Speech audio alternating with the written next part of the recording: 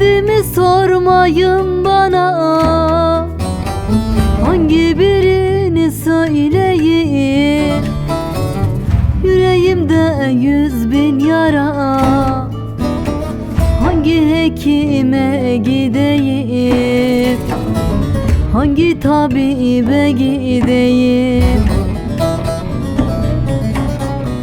Duvarlarla baş başayım, yaz bahar değil kıştayım. Kaderimle savaştayım, hangi derdimi söyleyeyim? Duvarlarla baş başayım, yaz bahar değil kıştayım. Feleğinle savaştayım,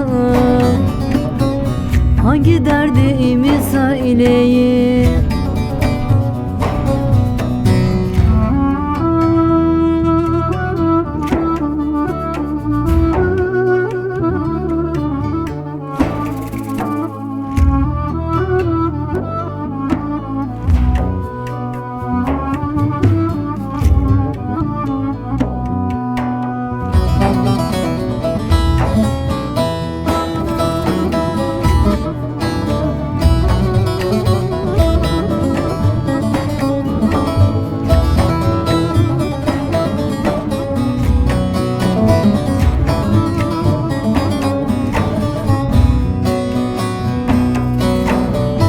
Engel sardı her yanımı, dağ çevirdi yolumu.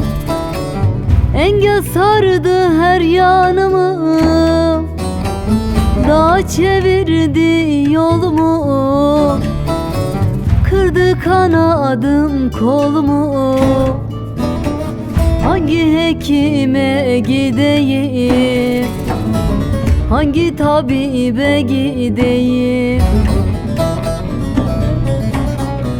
Duvarlarla baş başayım, yaz bahar değil kıştayım. Kaderimle savaştayım,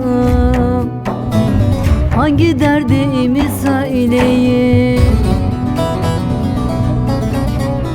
Duvarlarla baş başayım, yaz bahar değil kıştayım. Feleğinle savaştayım,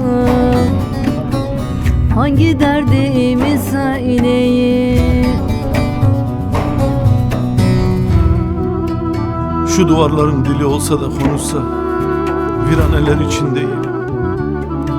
Düşmediğim dert, çekmediğim çile kalmadı.